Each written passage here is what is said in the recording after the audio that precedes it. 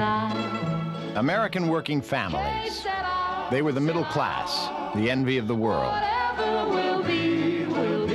With well-paid jobs in steel, rubber, tool and die, auto manufacture.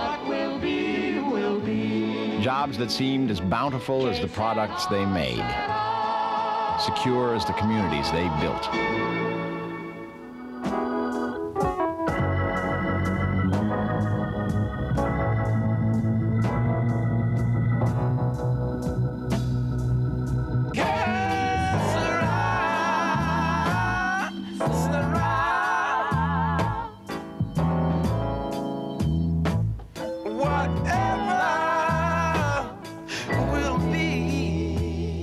Across America, this industrial base is vanishing.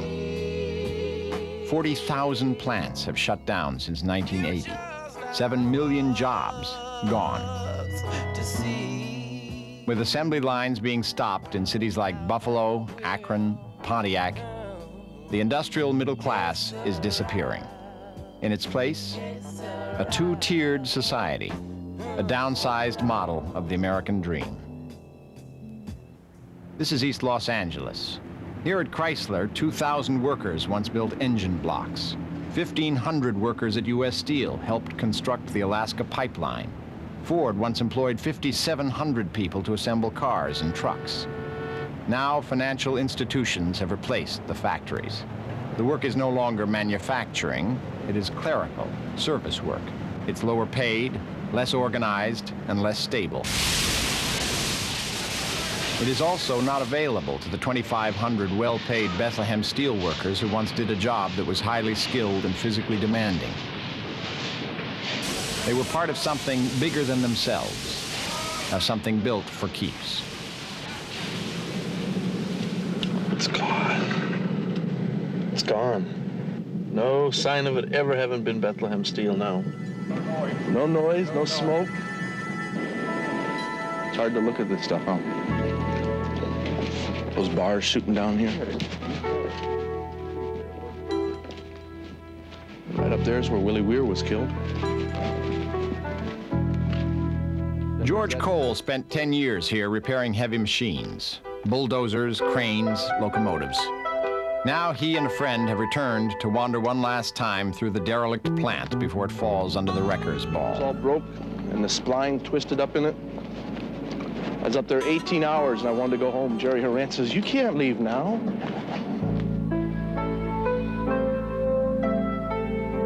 Used to have a whole gang of bricklayers working right here, huh? Old Mel Clark and Pearson and Ray Hall and putting bricks in them roofs.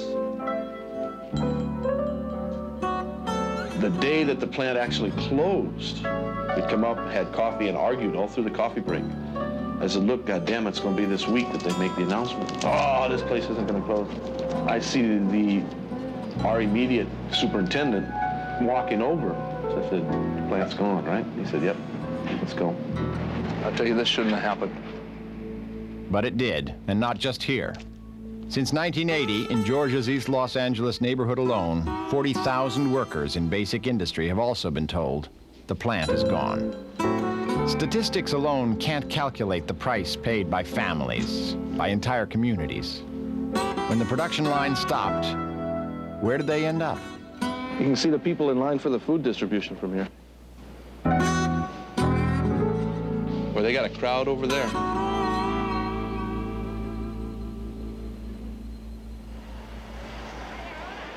Across the street from the mill, at Georgia's Union Hall, thousands of former Bethlehem workers stand in line for 30-pound bags of food.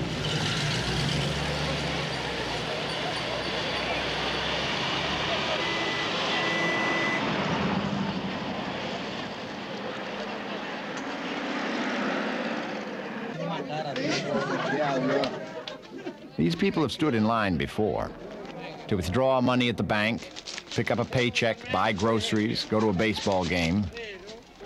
Then there was no indignity, no humiliation. These are people whose lives were a success story, proof this was an opportunity society where work paid reliable dividends. There's still a job to be done here, but Bethlehem's no longer an employer. Now it's the Steelworkers Old Timers Foundation Food Bank, and all the work is done by volunteers.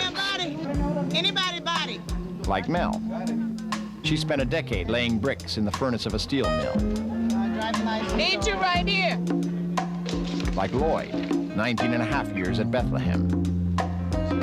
Like Monty, 37 years in the foundry.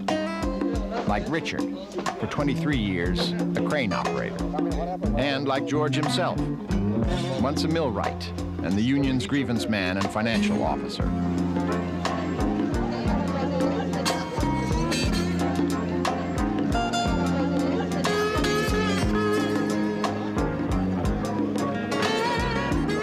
The good news here is that laid-off workers have transformed their union local into one of the largest food banks in America. 10,000 bags of groceries packed and distributed every month. There's also bad news. This is an economic disaster zone, and 30 pounds of food can't compensate for a lost job. People who once produced steel now operate a different assembly line, one that pays no wages.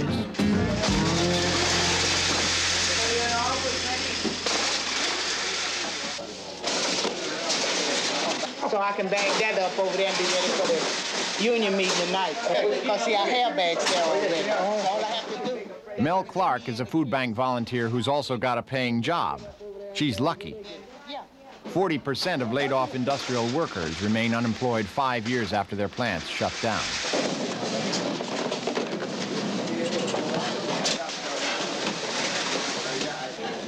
She's 44 years old, an apprentice carpenter earning $6.35 an hour, half her final wage at Bethlehem.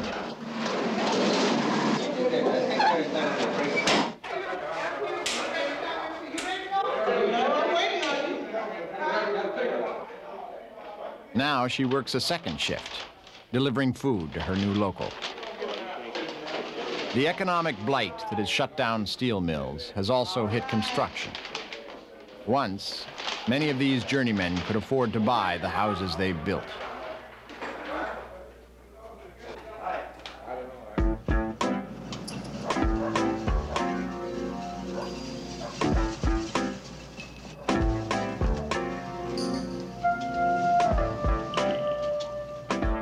This is where Mel lives. Not a mansion, but still a dream house.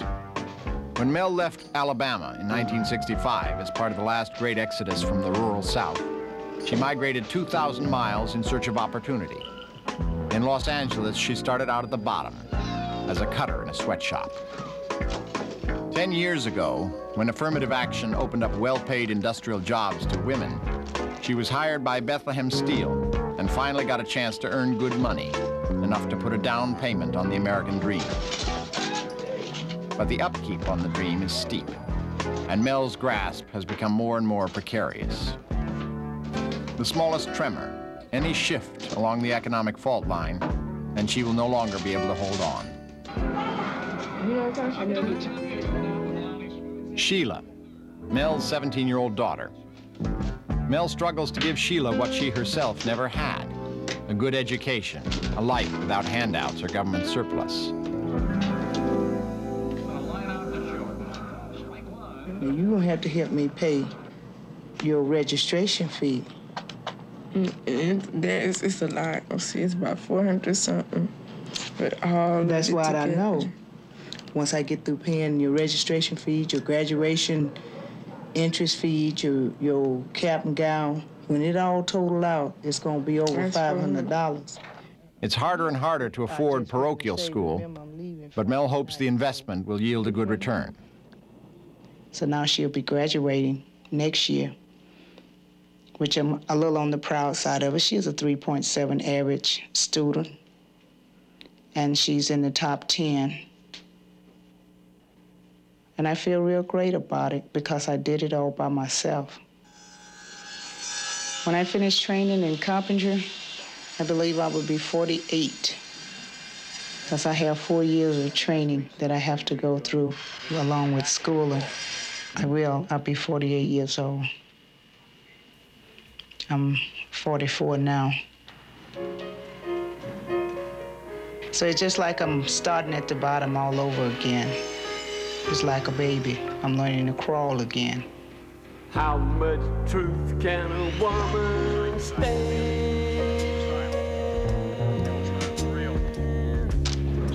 Looking at a teenage daughter,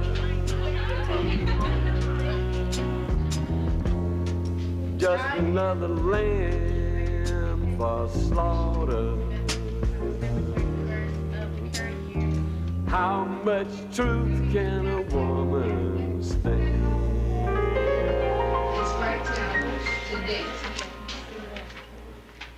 The jobs that are available, that will be available for you, will be anything in the science math field. This is the computer area right now. So anything that's related in science and math, number one, that's where the money is. Engineering. Engineering, key punch operating, movie projecting, anything dealing with machinery.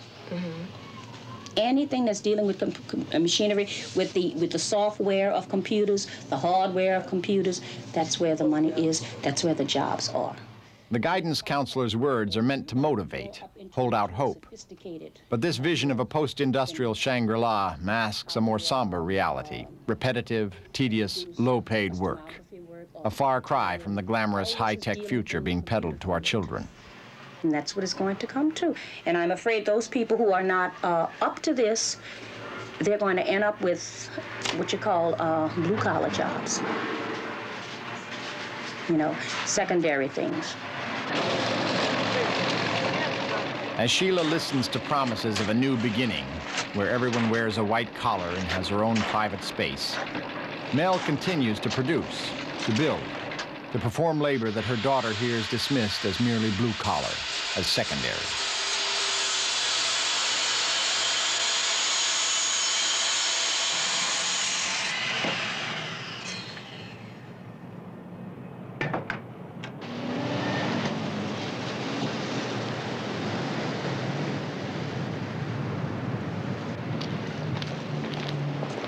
You know what? The Produce Wholesale Center for all of Los Angeles. A new work site for George and Lloyd, who have come to shop for the best deals. Well, I just want to see what I do. I work with a food project where we buy up food and distribute it to unemployed people. And so I'm looking for some produce to give out. Do you know any shippers that would be interested in that? Not off the top of my head. Yeah. Times are hard. No, this is still cheaper than going to the store and getting it, right? Feeding 40,000 people on a patchwork budget of government agency grants, they have to be shrewd businessmen, How much is the corn? stretching each dollar. Florida or local corn? Either one. What's the price? Anywhere from $8.50 to $10, depending on the brand. Oh, yeah? 10 would give us 600 ears for 85.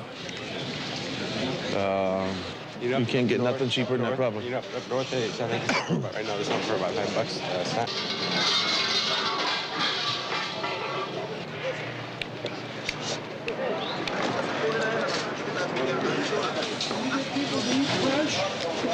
That's what we're trying to do. Well, actually, see, what I do, I run a food bank program for unemployed families. We give out food. We get a lot of those. Do you? Nice. Can't you get anybody with money? We got money. That's what I'm down here for. Buy some food Oh, I see. Oh, for the okay. program there. Oh, What's avocados going for? cheap. They've been going for $4 a box. Oh, yeah. They're 25 pounds a box? At least. At least. If I get another truck down here, Lloyd, I don't know if your truck will haul all this stuff. Thank you. All right. So how do we do this? We just bring a pickup truck in right up here? Pickup truck here, I'll recognize you and we're all going. All right, all right. Well, we got to go down and make the deal on these potatoes yet, so. Well, where are you going, L.A. Potato? No, where's that at? Why don't they very, very end and ask for Gil Hodges? Yeah, because this guy had some up there for 9 cents, 9 cents a pound. We'll go check it out over there and see what he's got for him. What's the cheapest you've got? That's what I'm looking for. What I do, I run a food distribution program where we pass out food to low-income unemployed I can people. tell by looking at you. You could tell, right? Come on, I'll show you something. All right, what do you got? These are pretty good. And these are number twos? They're gorgeous. They're absolutely gorgeous. Plus your $9. Absolutely beautiful. Yep. We supply the whole United States for 6 weeks out of the year. Which 6 weeks? Right now. Right now? They're picking them up there right now? Yeah. So we ought to get up there and get the culls out of the field. That's what we ought to do. Yeah. But $9 is pretty inexpensive. Yeah, no, that's a good price. Do you know any of the people, who brings them down to you? We know more. Yeah? Could you maybe talk with them about letting us get up there? How many are you talking about? What? How much stuff you're talking Well, about? I want to get right now, I want to get 20 sacks. No, but I mean, how much up there are you talking about? Whatever we can get. Because we distribute food for about 10,000 people a month. It'll be my pleasure. I'll tell you that you got to call. All right. As a matter of fact, I'll get him on the phone for you. Hey, listen to me, Nick, now. I've got a friend of mine. He has an organization called the Old Timers Corporation in Huntington Park. And they feed thousands and thousands of people, poor people. If you're willing to go to the source, prices are even better. 3.5 cents a pound. A bargain like this can't be passed up. How many would you have? I'll send him up there. A whole truckload, 3.5 FOB in sack. When do you want to see him? 4 a.m. Food bank volunteers clean up for the next day. Soon a convoy will be on the road to pick up the potatoes. We got a gang here this morning? Until a year and a half ago, many of these men worked nights at Bethlehem, and things still start early. Old rhythms take a long time to die.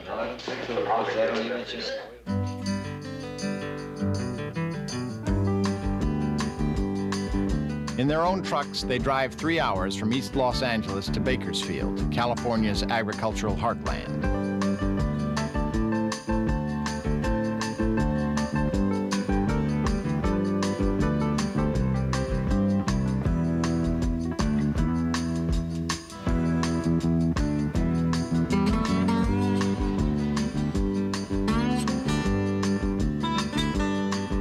For some, what's happening here is a demonstration that people can rise to the challenge when they're thrown back on their own resources. For others, what's going on here is far from a triumph.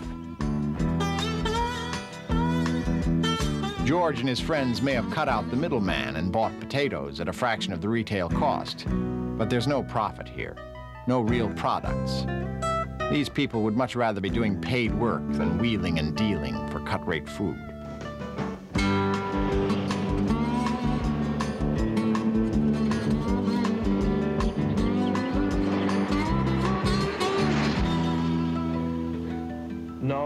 No, it's mostly unemployed. It varies, but it's between 20 meals and 40 meals, depending on what we have available and that sort of thing. But it averages out to about 40 meals. Monty Montemayor, a life spent making steel. 37 years in front of the furnaces at Bethlehem. Now Monty staffs the food bank's grassroots program of social service. No me han hablado y luego pues de aquí al domingo pues ya que faltan 2-3 días. Sí. Me han estado el caso He translates. He said that 80 and 30 wants the food stamp. Provides emergency bags of groceries. Keeps things running. Get the line. Which line is it? Hello? Hello? What time? Monty is a retiree with a pension 12 o'clock. and with a stake in keeping alive this community that has always been his home. Wednesday's for the community, and Thursday is for... Wednesday for the local unions, Thursday for the general public. Okay?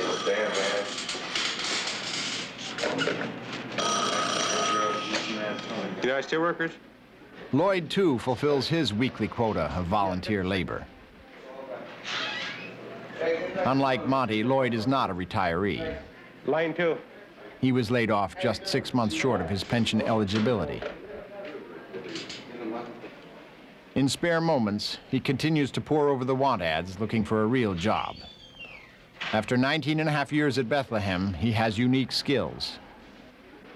But these days, the demand seems to have dried up. No answer. Michelle? No, she's not here either.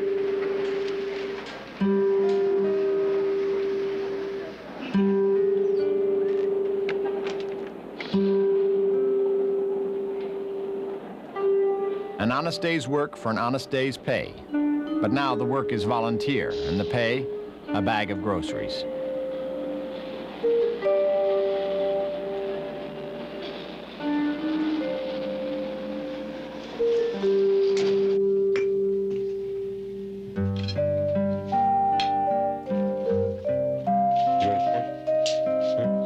Tonight, supper is made from the ingredients Lloyd's brought home from the food bank.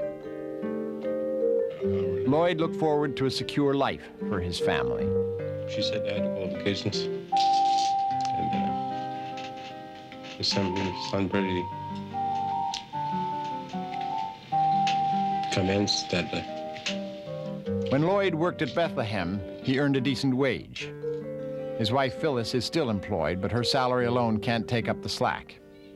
Soon she'll leave for her night shift at the paper factory.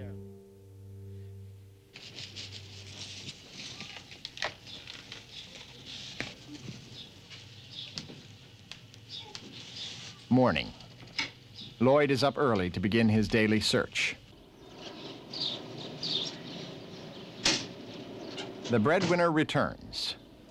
Phyllis faces not only low wages and graveyard shifts, but also the insecurity that even this job may not last. Is there any special qualifications for this position? Lloyd begins his daily routine, trying to market himself. Yes. I have 19 years mostly at Bethlehem Steel on shipping and receiving inventory and telecontrol operating and production data. And I was a checker and took care of all the production data.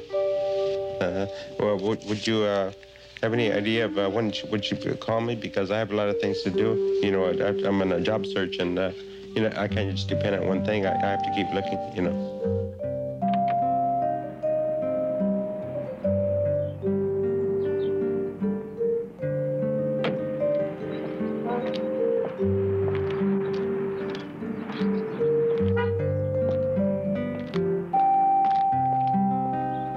He makes the rounds the same as he has for the last year and a half, with fading expectations.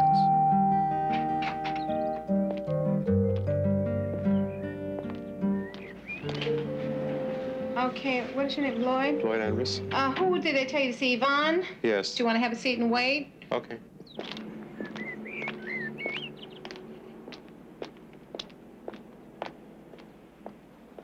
But Lloyd's no special case. 20% of American workers change jobs each year. Why should Lloyd be given a risk-free ride on the economic roller coaster? If he's so industrious, why doesn't he retool, learn new skills? As a matter of fact, he's done that already. Right now, he's going to collect his diploma in auto mechanics. 1,000 hours invested in upgrading his human capital. Okay, Lloyd, I'm going to give you a card. You take this with you. If you run into any problems, just give me a call. Okay, Chuck. Thank you very much. Good luck to you, and I'm sure you're going to make it. Nice working with you. Okay? And you have yours now. Still in there. Yeah. Still. Anthony, Lloyd's 16-year-old son, will soon graduate from the same program as his father. Then they will be locked in competition in a marketplace that has few openings for mechanics. Right. Well, you can't get it now. Hey, how you doing? Okay, you? Oh, pretty good. Returning to work at the food bank, Lloyd compares notes with his colleagues about job opportunities. Still searching. Can't give up. No. There was an ad in the paper. Uh-huh. And they wanted a security card. And I called them up, and they wanted somebody over 40 years old, you know. So I told them, well, I'm 42 years old. And I said, what's the starting salary on this card job, you know? And he says, $3.60 an hour. You know, and $3.60 an hour. And they said, you get a raise, though. Every 60 days, 10-cent raise. And I said, what's the maximum? And he said the maximum is $4.60 an hour. And driving, clearing back and forth to Long Beach, you know. You'd be coming out with about $70 a week, you know. Can make it if you're lucky. Yeah. See? But they still, you got to explain it to them. I'd like to know how many of our guys, out of the roughly 2,000 men that we had working there, I'd like to know how many of our guys are actually working right now that have jobs. Okay, now, here's what we're going to do. We'll add up the total number of families, and then we'll add up the total number of dependents for March. Okay, Center for Employment Training, 87. Local at 18. George plays a key role at the food bank. 905. Okay. And at home, too. He doesn't repair heavy machines anymore, and his wife, Judy, doesn't make steel, as she once did. Like Mel, Judy worked her way up. $5 at the beginning, $12 per hour when she was laid off as a welder after a decade at U.S. Steel. Once she helped build the Alaska pipeline. Now she's being retrained to repair computers. But in this sophisticated, high-tech era, the golden age touted by Sheila's guidance counselor, Judy earns the same salary she got when she first started working. For her, as for Mel, it's back to go in a chutes and ladders economy. Rich. Okay. You got glasses? Do you have your glasses?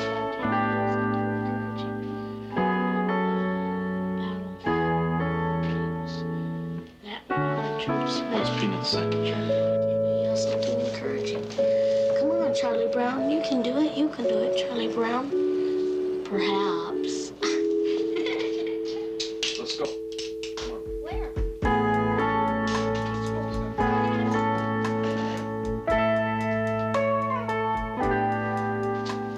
We're Casey Cole.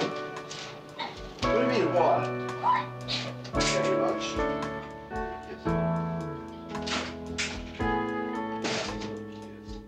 Once, George and Judy had good reason to look forward to better days for their kids. College educations, good jobs, economic independence.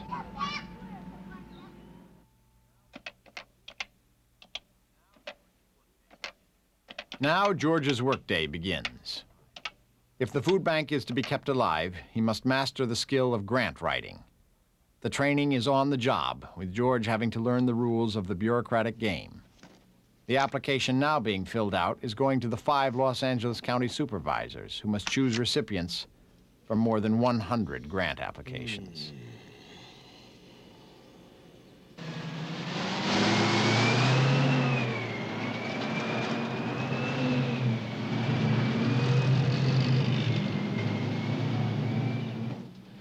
Meanwhile, other volunteers pick up goods from a warehouse where nonprofit groups can purchase surplus food at bargain prices. Frozen burritos and chili burritos, green chilies. And I'll give you a total of 41,997 pounds for this. Shopping orders like these are another measure of the escalating needs the food bank tries to meet. All yours. Yeah. Wise guy. Don't get too much in the back.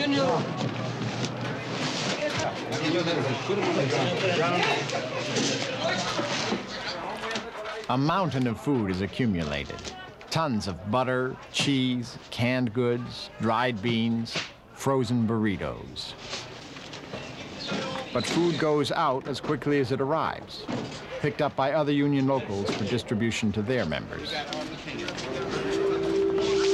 What's going on with the strike? Well, it's still on. We're just,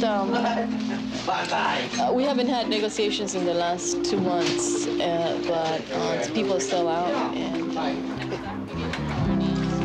Members of the International Ladies Garment Workers pick up food and bring it to the kitchens of their local.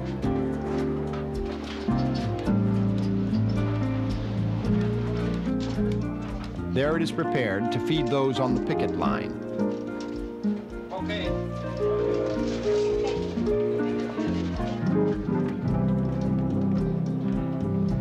For 9 months, these workers have been on strike, refusing to accept a 20% reduction in wages from $5 to $4 an hour, a cut that would put them below the poverty level. ¡Rifle, cañón y escopeta! ¡A la huelga se le respeta! ¡Rifle, cañón y escopeta! ¡A la huelga se le respeta! As these garment workers struggle to defend their contract, pressure is being generated from below. Sweatshops have opened in the shadows of the abandoned Bethlehem plant. Here, an underground garment industry flourishes. The wages are sub-minimum, the pace frantic, benefits non-existent. Operating a sweatshop has been against the law for more than 50 years. What goes on here is a crime.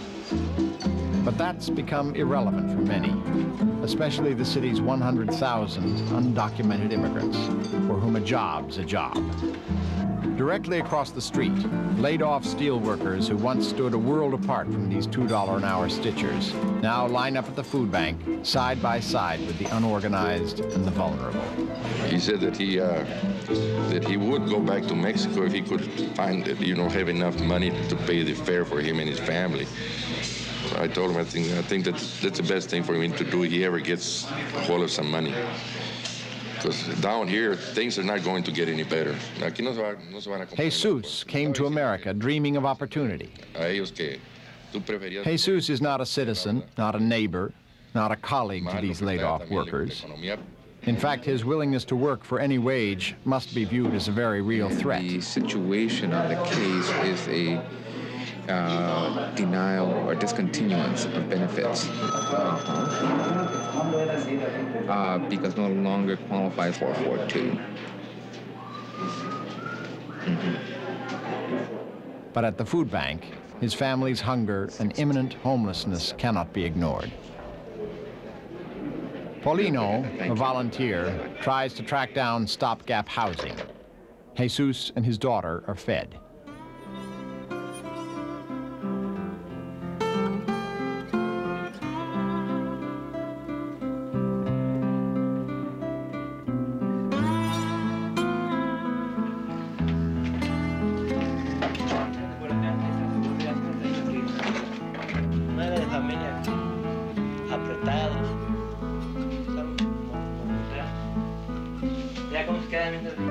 Again uprooted, the family of 9 spends a few minutes packing up its worldly belongings. Clothes, a few cans of food, medicine for an epileptic daughter.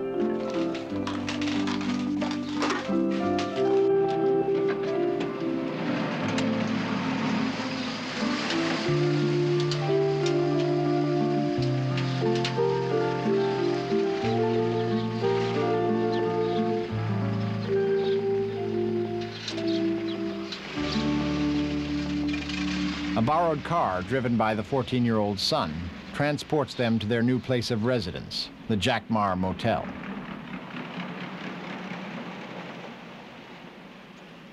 Paulino has found 2 rooms here as emergency shelter.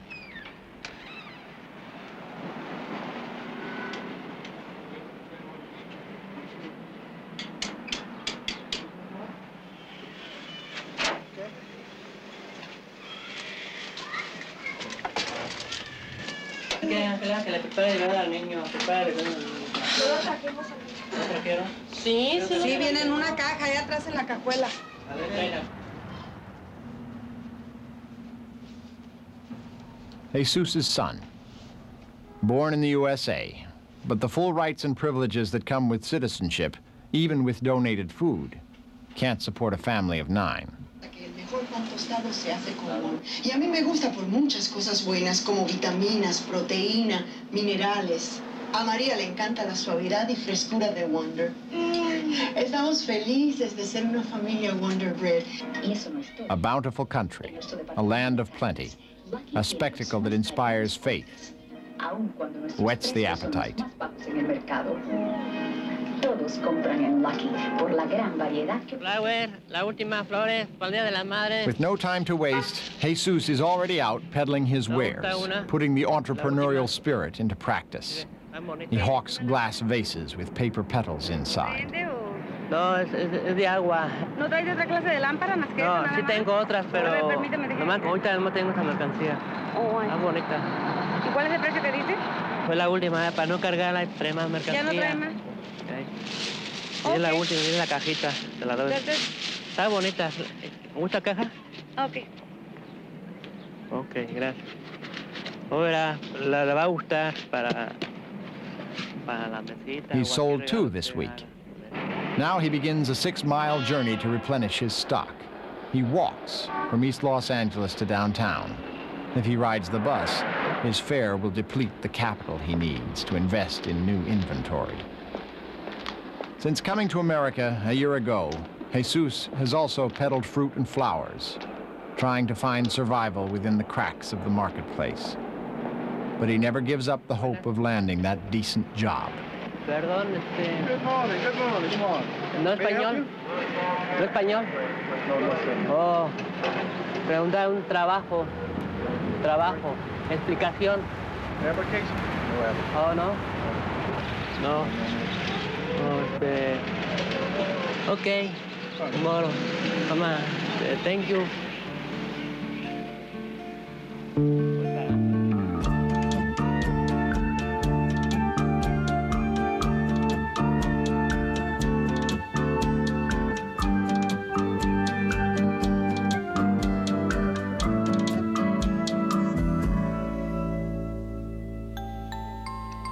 We've only just begun. Around the world in 80 days, anthems of hope and mobility.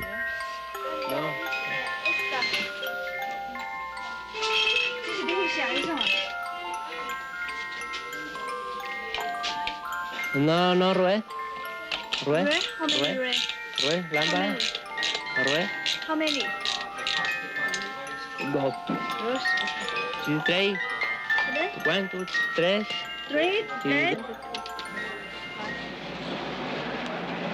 He buys 2 for $6 apiece and will try to sell them again for 12. He then repeats the journey, retracing the circle, determined to arrive home only after he has sold his goods and turned a profit. Las últimas. Las Son muy últimas. bonitas, pero no traemos dinero ahorita. No van a, no, flower.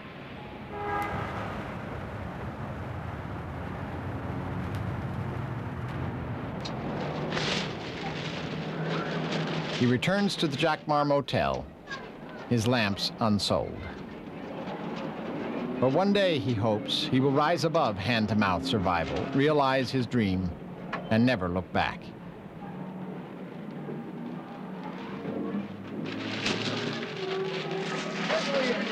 Richard Carter. He had achieved the life that Jesus only dreams about. Now, permanently laid off from Bethlehem at age 48, he faces the loss of everything he's worked for. Richard invested 23 years, the prime of his working life, producing steel. He grew up in Pittsburgh, where his father had also made steel. There was nothing there but steel mills. And I could look up at the sky, and the sky would be just red from the steel mills. But as I got older, I didn't want to live close to an area where the sky was red and I would think the world was coming to an end. And in return for hard labor, he earned upward mobility, material possessions, escape from the smog and grime of the central city, and in the end, arrival at a place of refuge, a castle of his own. Then Bethlehem closed its doors, and immediately Richard's solid, middle-class way of life came under siege.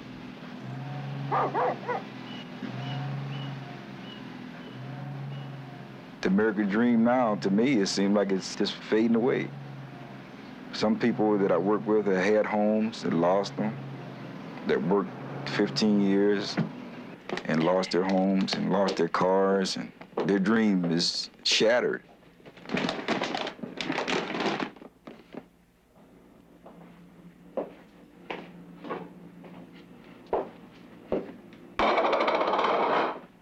Daughter. Hey, Bernard. I don't know. Yes. This that old furnace here we worked on out there.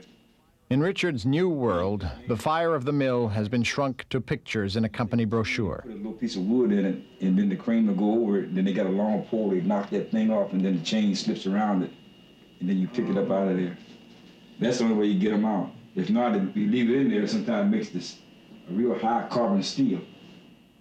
As his wife watches, the job that once gave her husband pride and a good income has been reduced to a pantomime Richard performs for his next-door neighbor. Oh, I see, okay. Because the guy got some tongue, he grabs it. When it comes, he just grabs it like this and puts it in a thing like this.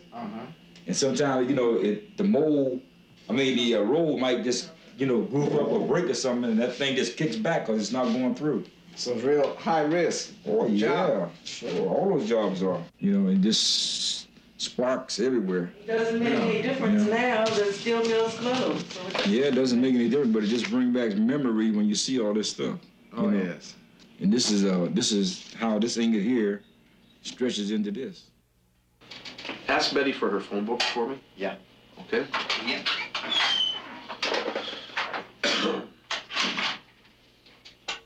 George has just received the bad news.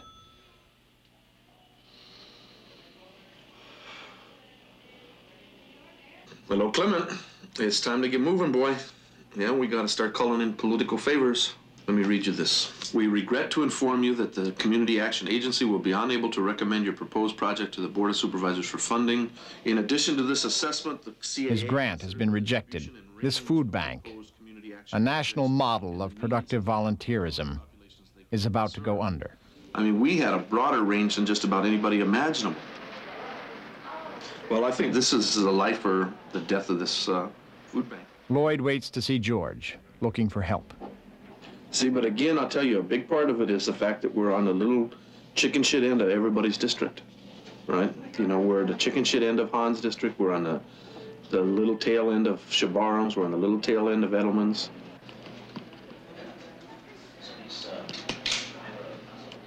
George can afford only a moment of desperation. He immediately begins to rally the troops, call in favors, mobilize support from those the food bank has helped in the past. My name is George Cole. I work with the Steelworkers Union. Richard came to our food bank, and I wanted to talk, but we need some help with putting a little pressure on the county right now to get some funds for this. Okay. Mm-hmm. Thank you. What do you say, Lloyd? Morning, George. How you doing? Pretty good. What's going on? I wanted to know if the handyman program, do you have any openings? Yeah, I heard about it. I exhausted all my employment, and I would appreciate it. Let me call Clem, Okay. see what he has to say. Okay, thank you.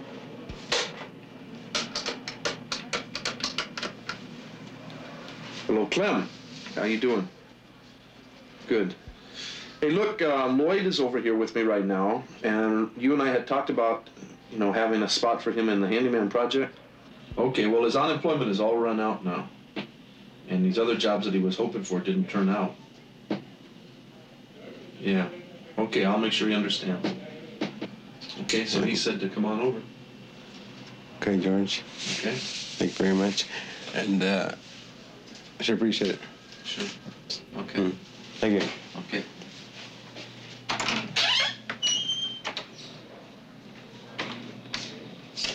You guys all know Lloyd? He used to work over there with us at Bethlehem? Yeah. Okay.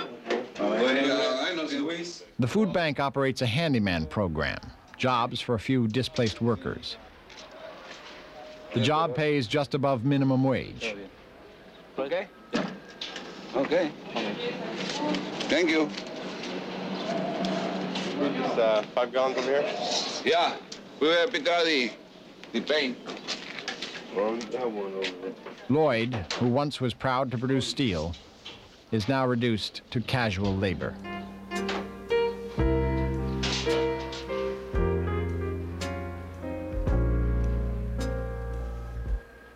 How much truth can a man stand?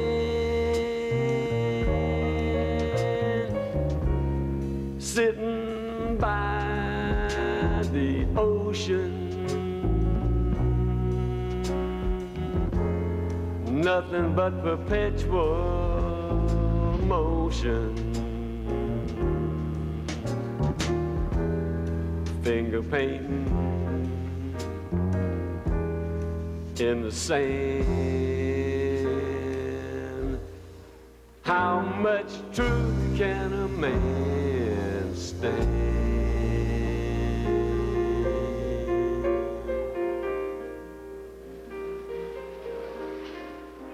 We received a notice saying that the Community Action Agency, which reviews the proposals, was not going to recommend us to the county for further funding. I mean, we've helped a lot of people throughout this county. With the food bank's existence in peril, a meeting is convened to organize an appeal drive, a lobbying campaign to reverse the decision.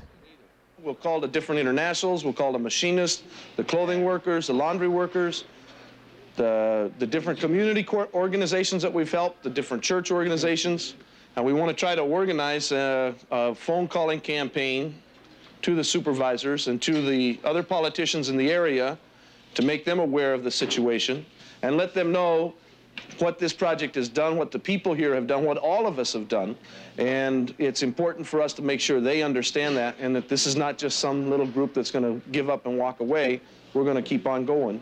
I want you to make a couple phone calls for me, John. Sure. To the supervisor's offices. Here's the information.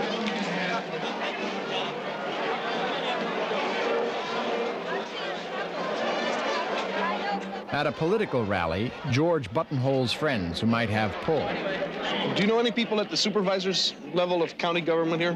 Where is Monday? Just someone at Edelman's and at Hans. Do you know people at Edelman's and Hans? Yeah. Can you make a phone call tomorrow for me? Sure. To each of them? Yeah.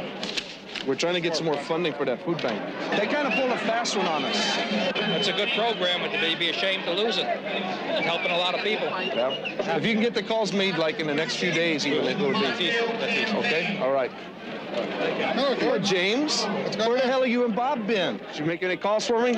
Yeah. Did you? Yeah. Okay. I don't know what results you get out Well, of it, but they keep getting calls. They gotta respond, right? The squeaky wheel gets the grease.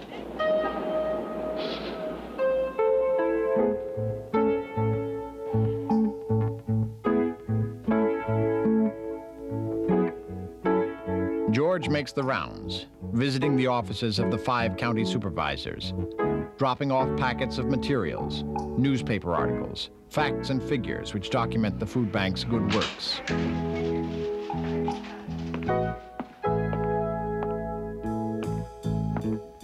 When George was a grievance man at Bethlehem, the union he belonged to could fight with other weapons. But people deprived of their jobs can't negotiate. They can only petition. And we put in a grant for proposal for continued funding under the community service block grants. And I wanted to just leave a copy of that. Okay. Thank you. You're very welcome. Bye-bye.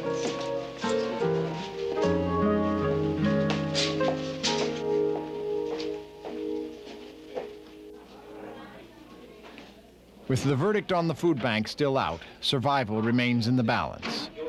Funds are nearly exhausted. Still, the work of feeding people goes on. Yeah. Well, taste some of it. Let's make sure, all right? Morning, Andy. How are you? All right. You ready to go? Yeah. What are we going to put in these bags today?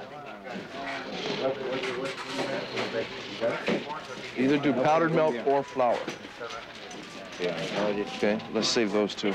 Yeah, because we don't have, this is it, we don't have no money. That's tuna fish. So I'm going to a funeral this morning. Bethlehem Steel. Bethlehem Steel. Oh, you're going to? Oh, yeah. Yeah. I know what I mean now. Open house. Open house for the Vernon Industrial Plaza, huh?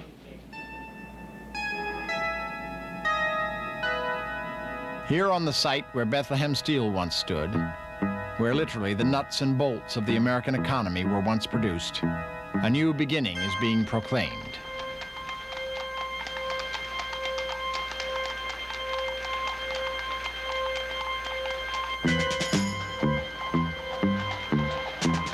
The new landlords, Security Pacific Capital Markets Group, invoke a mythic past to celebrate the destruction of the old.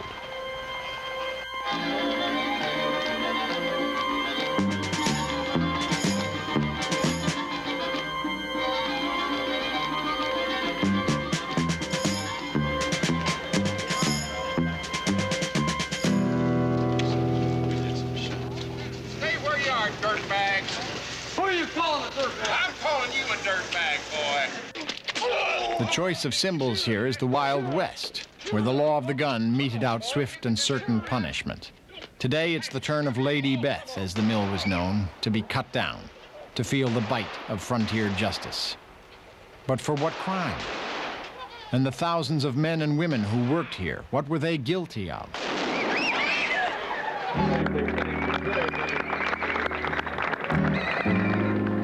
It is going to be a good affair. It's going very well. For the representatives from Bethlehem headquarters in Pittsburgh, who simply read the bottom line, questions about fairness, about our need for skilled workers and basic industry, are beside the point. Put some money into this plant, we would still have our jobs. We'll cut the ribbon for People are very nostalgic about this place. It's been here for many, many years, and there are a lot of people who look back and say, I don't want to see it disappear. Very much like taking down a national institution. You know, no one wants to see it disappear. That's progress. It happens. To the saleswoman who markets real estate for VIP, it's all a matter of bringing things up to date. No one opposes progress. But who will replace well-paid industrial workers? I think most of it will be the assembler, the packager, the shipping, the receiving clerk, the warehouse people, the swampers. Most of it will be general labor, casual labor. We don't like to call them blue collar. The blue collar is the same as the casual labor type worker. The casual labor type worker. That's not a description, it's a caricature. These are people of determination, of perseverance, the cooperative spirit demonstrated by old and young, the commitment to community. None of this is casual. And because they refused to give up, these volunteers did win a reprieve for the food bank. Under pressure, the county supervisors changed the agency's decision and are providing partial funding. At least for a while, this bootstraps operation has been sustained.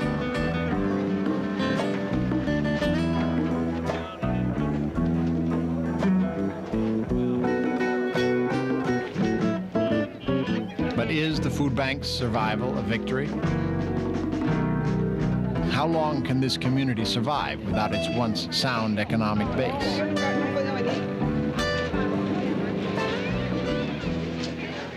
Well, I believe I'm gonna have to go. You gonna go? Yeah, I got about pretty close. I'm gonna have 12 hours in here. Okay, that's enough. It's a long time. Yeah. How you doing, Papa? Oh, real good. Yeah, okay, take care of yourself. Yeah. I'll One thing learned is see you better. See you later. when you're really in. All right. Now, then the other thing, I don't have that report yet from this last FEMA done. So we need to get that stuff from Robert, which we never did get all of it, right? Tomato dirt. Yeah. Well, you've got a complete set of everything, right? I'll see you all. All right. Thank you. See you tomorrow. I'll be ready to do battle tomorrow at 6 o'clock. Okay. All right.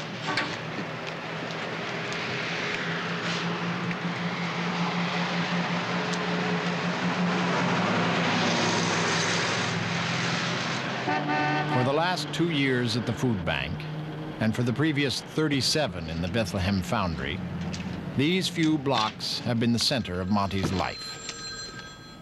He returns with a box of groceries to his neighborhood, to his house 100 yards from the great mill.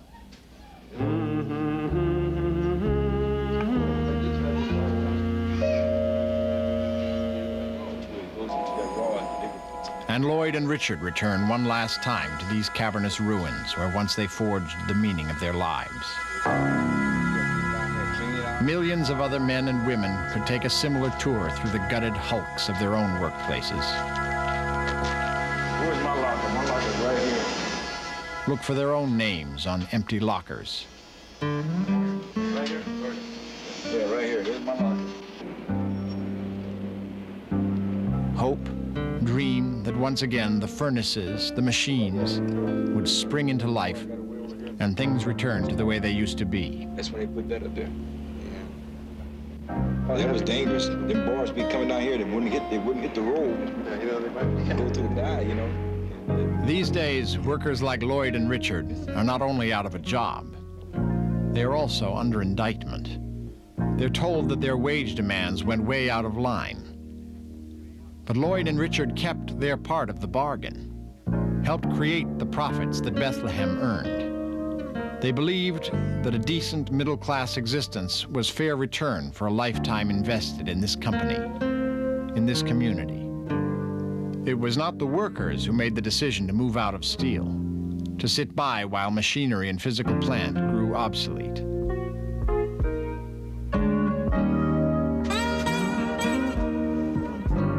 Hey, look at the sign, say goodbye, that's all, folks. Oh, yeah. Goodbye, that's all, folks. As the industrial base erodes, as the pool of well-paid jobs shrinks, the good times may be over. Not only for Monty and Lloyd, Richard and Mel, Judy, George, and their generation of American workers. For the first time ever, the best days may also be a memory for their children. When will parents ever again be able to say that their kids' lives will be better than theirs?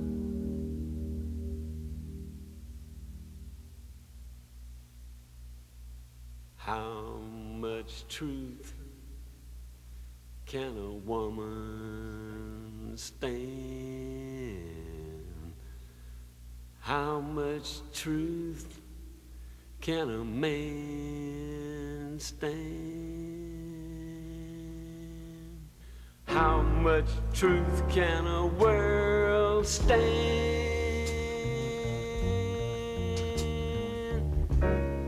Left without its daydream, one of a million, so it seems, wondering how it all began, threatened by the works of man, destined for the frying pan.